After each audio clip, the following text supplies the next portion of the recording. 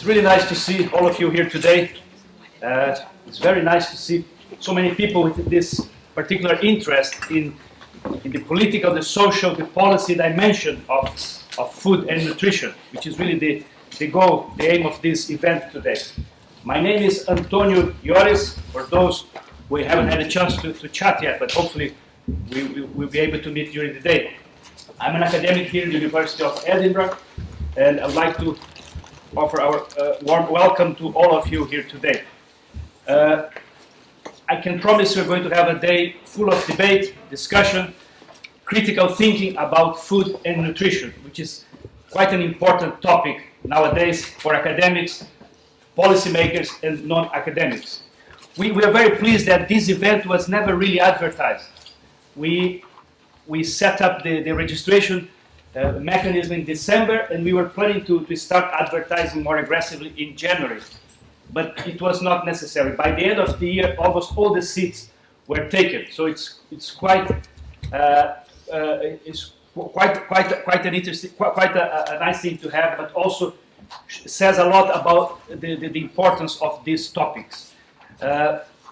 All of you, or most of you, registered to Eventbrite, and I should say we had more than 300 hits in Eventbrite. So probably we could have an even bigger audience here today. Actually, not everybody arrived yet. Some people apologize and are going to come a bit later today. But we knew since the beginning, since we started this project, that these are very, very important topics. People really want to know more and want to investigate what's behind our daily food. Is it reliable? Is it healthy? How is it produced and consumed? So there are many questions about that, and many people are suspicious or have some uneasiness about about food and nutrition. All that makes food a very politicized, a very contested topic, which really permeates our discussion today. I should say that this event about the politics of food and nutrition and was organized as part of a network, the future of our food. And this network is supported by the ESRC, the Economic and Social Research Council, and this through a grant awarded in 2014 or end of 2013. The applicants, the people involved in the grant application included Professor Stephen Bowen, Professors Tim Lang and Terry Marsden, and myself, Antonio. But now the team is much bigger, and you have other names here listed on the web page. So I really encourage you, invite you to visit this web page. There are also sister web pages where you can find more and more activities and other networks dealing with food and nutrition, because these are really, really important topics.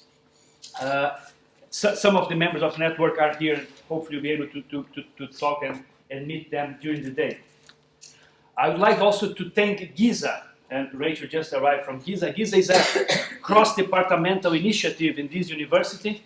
It's the Global Environment and Society Academy, so it brings people from different departments, ourselves from geosciences and political science, other areas of the university. There are several global academies like this one, but GISA was directly involved and helped us to organize this event. I was very lucky to have a team of enthusiastic, brilliant graduate students helping me to organize this day. Most of them are here. Some have class this morning, but they will be here in the afternoon. So I should briefly mention their names: Fumi, Sarah, Daniel, Vivian,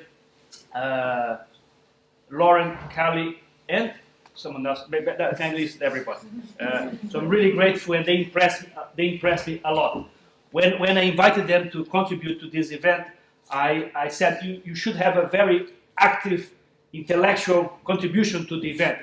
I'm not using them as cheap workers or free workers in this case, but they contributed directly, and even one session this afternoon is going to be led by the students, and then they are going to summarize the different talks in the final session as part of our big debate in concluding the day.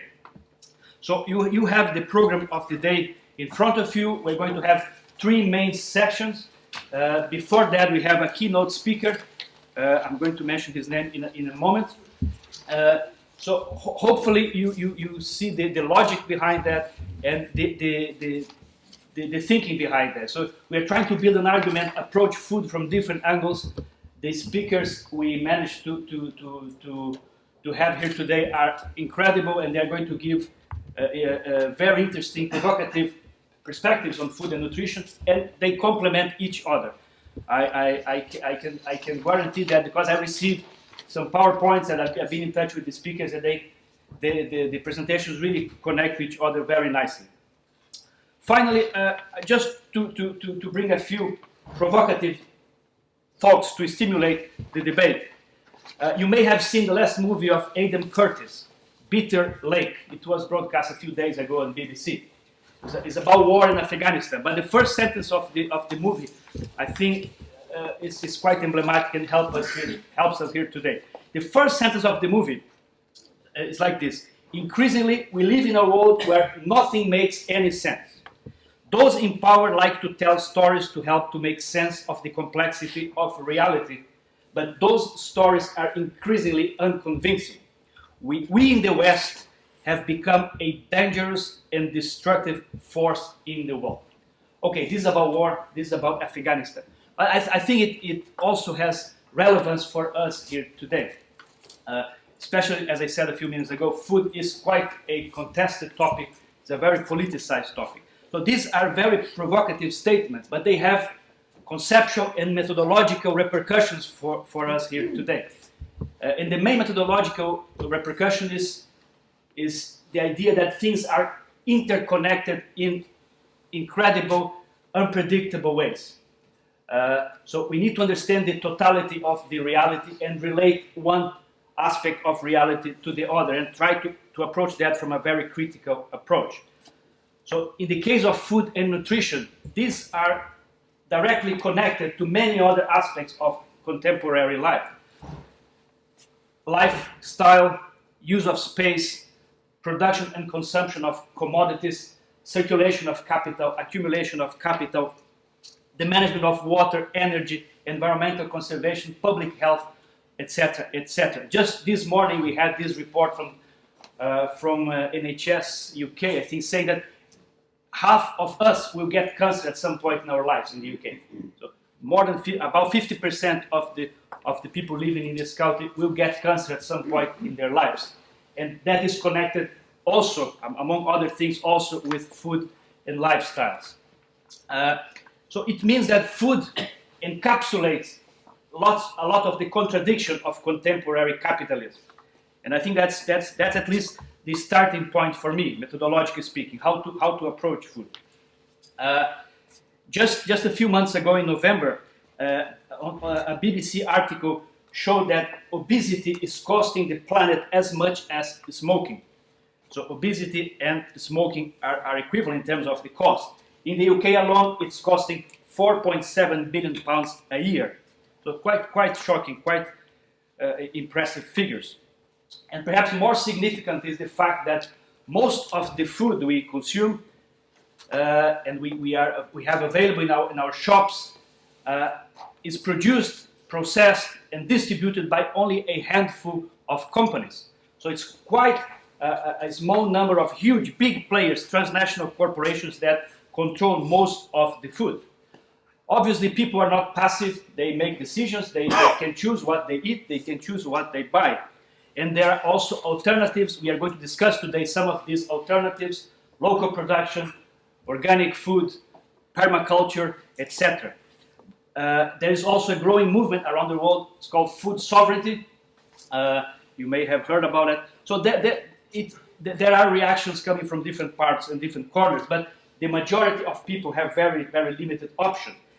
So we may paraphrase Churchill and say, never in the history of mankind has so much food been produced and wasted by so many and produced so much money to so few.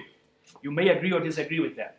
But that's, as a starting point, that could help us to discuss those issues today. So a big challenge for academics and policymakers and society at large is to hear the voices of producers and consumers and connect them in a meaningful way. And show the politicians and policymakers, I should say we have policymakers here, we're very grateful they managed to come here, so I'm sure we're going to have good discussion about those issues. So show the politicians and the public agencies those problems. They obviously know about that, but it's a very, very politicized issue.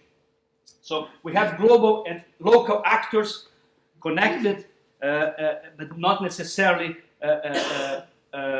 organized or able to react as they should. And this reaction goes much beyond the Millennium Development Goals. I think food needs serious rethinking, and there's a lot to improve in this area. So, to summarize, I think the improvement in terms of food and nutrition are really part of a much wider radical change agenda, or radical agenda of change. So for today, you've seen the advertising, we listed 4 main questions which will permeate our day. So how are nutrition and food questions mediated by social and political inequalities? So food and social and political inequalities. What are the prospects for food security or food sovereignty in the context, in the current agri-food context? What roles do alternative responses and movements play in challenging food culture? So talk about food culture or food regime, some sociologists have theorized.